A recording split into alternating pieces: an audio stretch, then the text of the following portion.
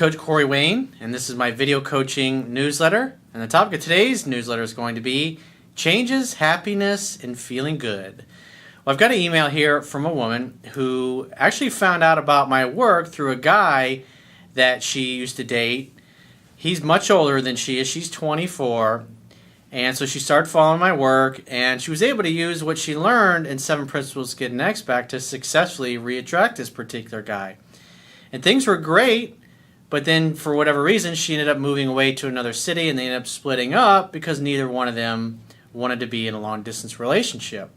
And now she's actually in the process of moving back to that same city, and she thinks about dating him once again because he really makes her happy. She has a great time, but he doesn't tick all the boxes on her list of what she really wants. So she's kind of confused about what she should do, if she should date him or if she should just move on and date somebody else. But there's so many good things about this particular guy. So I have a quote that I wrote in this particular topic. I'm going to go through her email. And the quote says, "Personal and professional relationships that stand the test of time do so because of mutual respect, admiration, great communication, shared goals and values, growing together, being kind and appreciative, building each other up, supporting one another, honesty, and adding value to each other's lives. The happier you are, the more your choices will bring you people and circumstances that contribute to and expand your happiness. Spend your time with people who are easy and effortless to be with. People who cause friction, drama, and restlessness should be avoided and deleted because they will rob you of your peace and ability to enjoy your life and reach your full potential."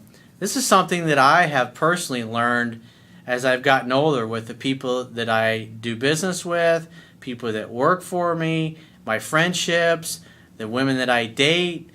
When I was younger, I tended to put up with a lot more bullshit than I'm willing to put up with now.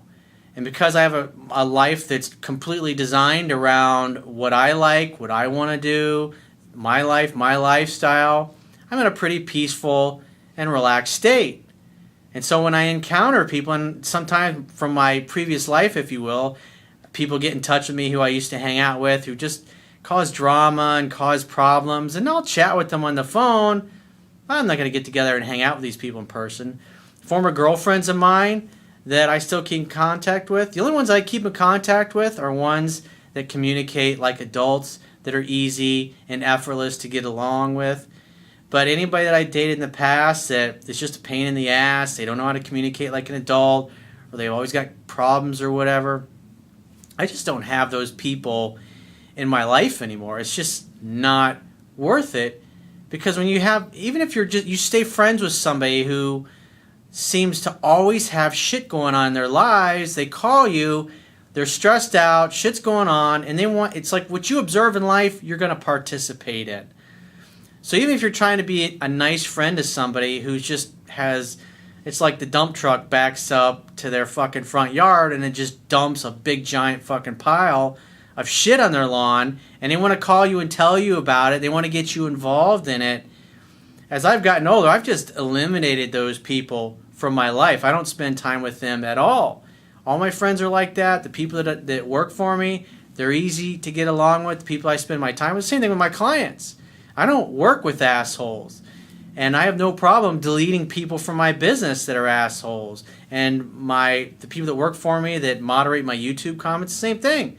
If somebody's being an asshole or they're posting nothing but negative, glass half empty type of comments, they get blocked. They get deleted. I just don't have any desire at 46 years old, at this point in my life, I don't want those people in my life because they don't add any value to my life, my business, and they don't add any value to you who happens to be here. And most people are here because they genuinely, sincerely want to learn and they want to better themselves. And having somebody that's talking shit or creating problems, or there's just a lot of people that go through life and all they do is argue. All they do is create strife and drama, especially the kind of people that always seem to have the latest gossip on everybody. Well, guess what? As soon as you've informed them of what's going on in your life, they're going to go tell everybody else that they know about you. don't give them the ammunition. Just let them know you're busy. Maybe next month, give me a call in a couple of months. I'm just too jammed up. Right? Just move away from those people, or just don't even return their phone calls, because they're not going to add any value to your life. They're not going to help you make good decisions. They're not going to make you smile, because remember, the happier you are, the more you're in a peaceful and relaxed state, the better your decisions are going to be. And if you have parts, it's like when you start dating somebody, and I wrote about this in my book, and you really date somebody, the kind of caliber of person that you've always dreamed of, and you're happy, and you're in love, and they're in love with you, and things are great, and it's wonderful. What that really does is, like, if your relationship life has always been like a 5 or a 6, and then all of a sudden it's a 10, your job that might have been a 7 or an 8 now is going to look like a 5 or a 6. And because your relationship life is so well, it just causes you to naturally look around at the rest of your life and see what else needs to be improved. You take better care of your body. You tend to eat better quality foods. You tend to hang out. If you got friends that just have one relationship drama after another, and you got a good, healthy relationship, they're going to cause friction and problems if you allow them into your life, if you especially allow them to interact with your significant other. It's just better to let those people go. Like, one of the things that I noticed when I was younger, because I decided that I wanted to make something of my life. I was goal-driven. I was motivated. And a lot of my high school buddies, it's like we graduated college, and they're working bullshit jobs. They want to go out and get drunk every week, which, in my 20s, I did a lot of partying. I don't do that kind of shit anymore. But it's like some of my friends, like 20 years later, they're still doing the same things. I got a friend of mine that I got a job when I was tending bar, and he's still working there. 23, 24 years later. He's a great fucking guy. I talk to him every once in a while when I'm back there, but he's doing the same things that we were doing in our 20s. It's like he never grew out of it. And if you're trying to better yourself, if you want a better career, you want better quality relationships, you're trying to take care of yourself, and you have people that are the exact opposite of that, they're going to hold you back. They're going to get in your way of getting to where you want to be. The quality of your life is going to be in direct proportion to the quality of the people who you consistently spend your time with. It's also going to be in direct proportion to the expectations of your peer group. So surround yourself by people who are striving to be better. It's like what I said in the quote, people that build you up, people that contribute to your happiness, people that always have a kind word for you. Not the kind of person that, and what's interesting is, like, the video I did, a month or two ago about success breeds haters. People that you thought were a good friend, and then when you really start doing well, maybe you start doing well in your personal life, or you get a promotion, or you get a better job, what's going to happen is they're not going to have anything positive to say to you. Because in essence, they're jealous and they're envious of the success that you're getting in your life. So with that in mind, let's go through her email. She says, Dear Corey Wayne, I've written to you before about my relationship with an older man who I managed to get back thanks to your 7 Principles article. I moved to a different city and sadly had to end it with him. We both didn't want a long-distance relationship, but, there's always a but, I'm moving back to his city and I'm wondering what's going to happen. I have read a lot of your video newsletters and I'm also reading your book. Awesome. Good for you. I've started to turn my life around and do something I have always been obsessed with. Well, when you do something that you're obsessed with, that you love, that you have a passion for, you'll put in excessive amounts of time. And repetition being the mother of skill, when you put excessive amounts of time in something that you love and you have a passion for, you can't help but become really good at it over time and the more effort that you put into it. So it's always a great thing to spend your time working at things that you love, that you enjoy, that you have a passion for, that make you smile. Because the average person that you're going to meet in life, they're not doing that. They're actually doing the exact opposite of that. And the more you strive to be better, and the more you start succeeding, and the more you start making progress, those people that are in your life that you thought were on your team, so to speak, you're going to find out they're not on your team. They're going to fear losing you, and they're going to try to hold you back because you become a giant mirror that reflects back to them of how unhappy or how shitty their life happens to be. So she says, I've become obsessed with and take exams so I can teach people horse riding. I feel much more positive now because I have had the balls to go for what I really want. Isn't that cool? A chick that says, I got the balls to do it. Instead of being too afraid to make changes. This positive impact has made me think of my relationships in a different life too. It's just like I was talking about earlier at the beginning of the video. When you start to become better, it's like you can divide your life up. Think of it as like kind of a pie. And if you divide the pie in, say, like 6 or 8 slices, it forms a wheel. And each one of those slices of your wheel represent areas of your life that are really important to you. It could be health, friendships, your career, your mission and purpose in life, your wealth management, how your relationship with money. Another aspect to that could be your personal life, your personal relationships. Another aspect could be the things that you want, your houses, the cars, all the expensive toys, the nice watch, whatever it is that you want. It's going to be different for everybody.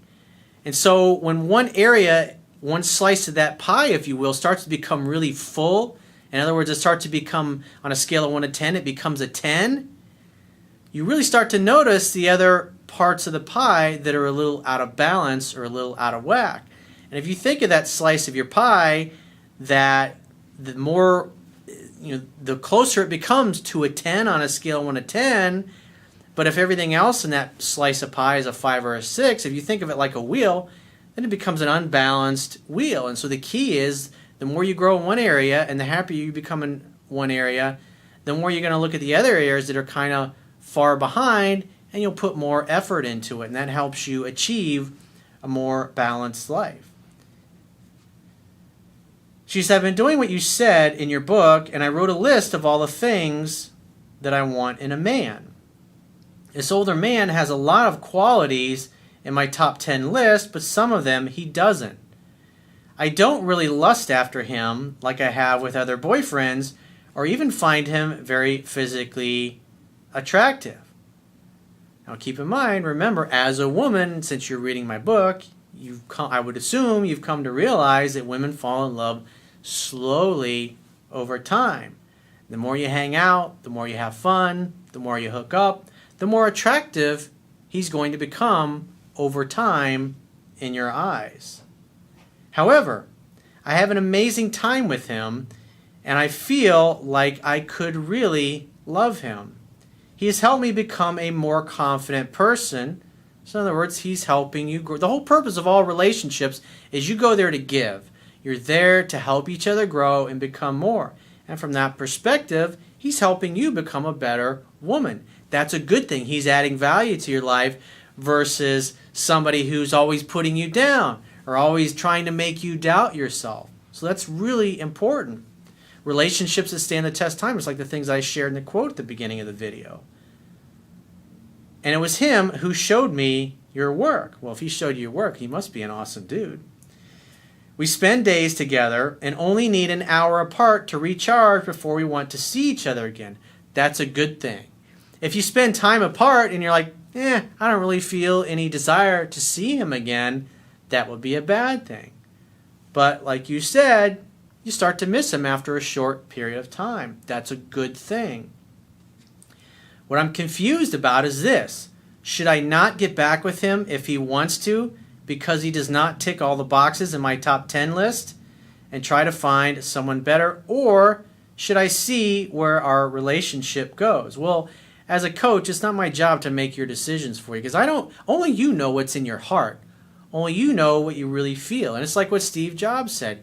You must trust your heart, your curiosity, and your intuition because they somehow already know what you want to become. And if you've read my book, my biggest problem when I was younger was learning to trust my heart and be okay with the feelings that I was feeling in my heart. And because I didn't trust it, I listened to everybody else on the outside and did what I thought I was supposed to do. It created a lot of pain and difficulty in my life. So when I look at what you said, I haven't heard anything like, I don't see any negatives about doesn't communicate, he's this, he's that. I don't see anything about you saying there's always bad, negative things or problems, which a lot of people who typically send me emails have. So I would say, like you said, or should I see where the relationship goes? If you're moving back to the city where he lives, continue dating him, but also be open to the possibility of meeting somebody that has all the wonderful things that he has, but maybe those 2 or 3 things that might be missing from your list of top 10.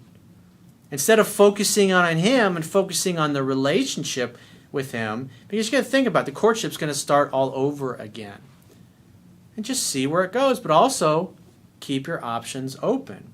The key is to always focus on your outcome. What do you want?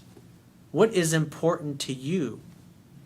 That's the most important thing. Don't fixate on a person. Fixate on your outcome and the kind of person that you'd like to have, not a specific individual person, because then what happens is you start projecting your fantasy onto them and then you ignore the reality of what they really are. But it doesn't sound like you've spent enough time with this guy to make a decision. But I haven't heard you haven't mentioned one negative about this particular guy, so that's a good sign. It's like a buddy of mine who passed away a few years ago. He was an engineer. He worked on I'm sure you guys, if any of you pay attention to foreign policy or if you're into military things, he helped develop the Hellfire missile, which we happen to use a lot of. Those are the missiles that we put on all the drones that were droning people around the world. And one of the things he used to say was, I'm still gathering data for my analysis. And that's basically where you're at. You're still gathering data for your analysis. But it doesn't mean you have to choose him or choose somebody else. I would just see where it goes, but I'd also be open. Wouldn't it be nice, say to yourself, a good affirmation is, wouldn't it be nice if I met I met somebody who ticked all my boxes, who had everything that this particular guy has, but he also had the things that this are missing from this particular guy. But who knows? You may fall completely head over heels in love with this other guy. You just don't know yet.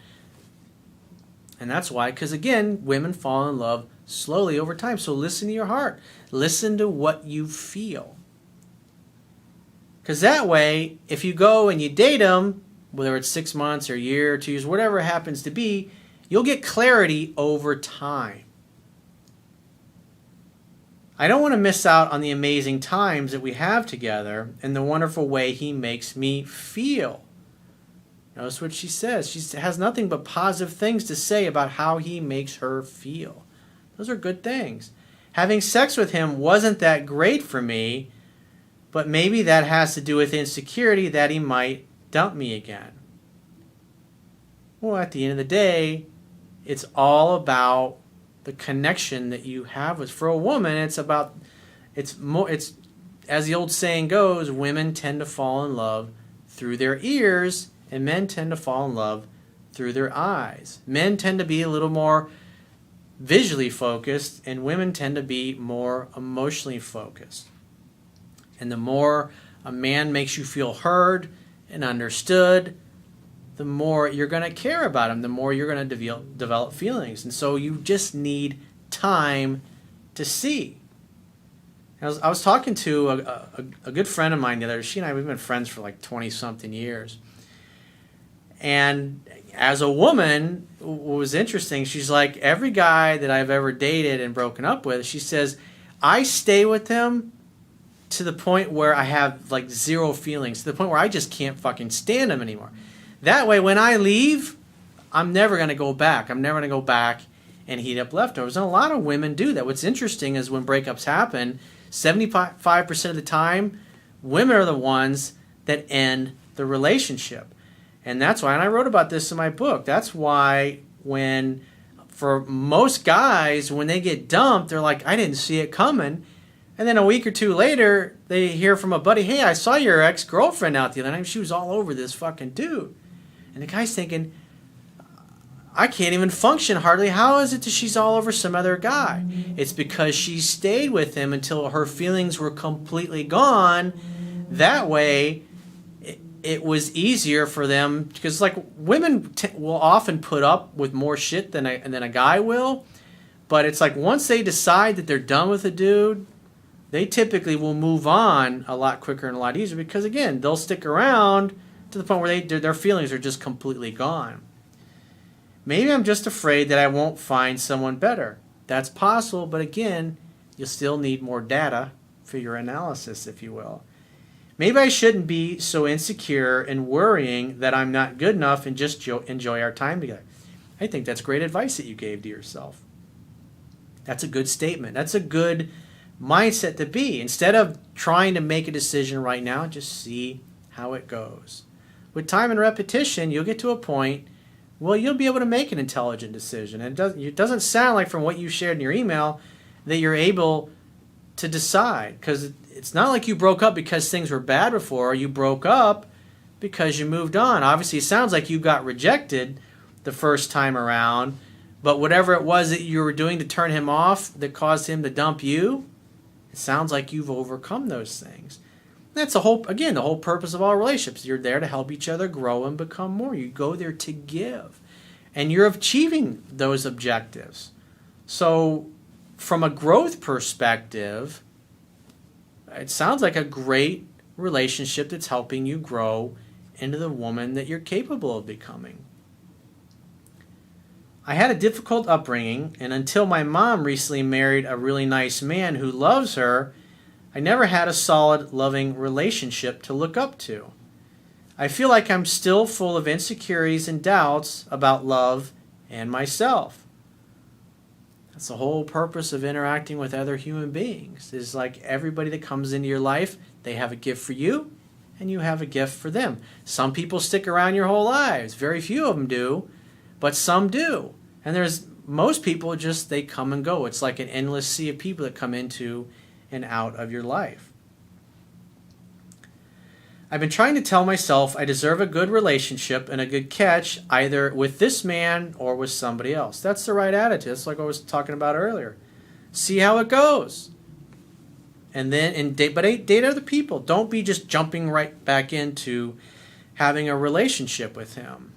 Because again, it's like you're starting all over. I don't know how, you didn't say how long you've been apart, but if you're going to start seeing him, just keep your options open. Again, focus on what you want. Who knows? You may fall in love, and you may love so much about him that those other things that you thought were important, they're not really that important. Because it's very rare. Again, at this point in my life, at 46 years old, the only people that are in my life are people that are honest, that are loyal, that treat me with respect, that value me, that have my best interests at heart, that really care about me, and they're looking out for me even when they're not around. But people like that are very fucking rare. And they're the type of people that will always tell me like it is. They're not going to blow sunshine up my ass. They're just as brutally honest as I am in my videos. How can I make a good, confident decision about him and have the self-knowledge to know that it's the right decision and not one based on fear and insecurity? Trust your heart. Give it time. See what happens. Most importantly, see how you feel.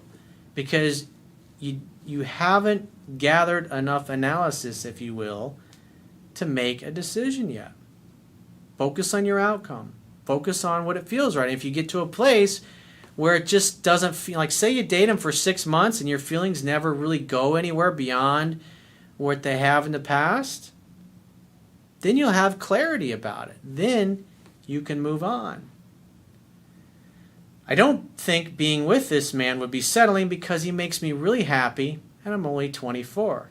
I mean, you're young. You don't know what you don't know yet. I mean, when I was your age, I didn't have my first long-term relationship till I was 23, 24 years old. So, see how it goes. You don't have to make a decision right now. You also don't have to commit to being his girlfriend either. Keep your options open, date, see how you feel. You got to learn to trust your heart, your curiosity, and your intuition. And the more, as a human being, you can learn to trust what you feel inside, the better you're going to be, and the the choices that you make are going to bring you circumstances and people that help keep you in a peaceful and relaxed state. That's definitely something to think about. So if you'd like to get my help personally, go to my website, click the products tab at the top of your screen, and just follow the instructions for booking whichever coaching option works best for you. And I will talk to you soon.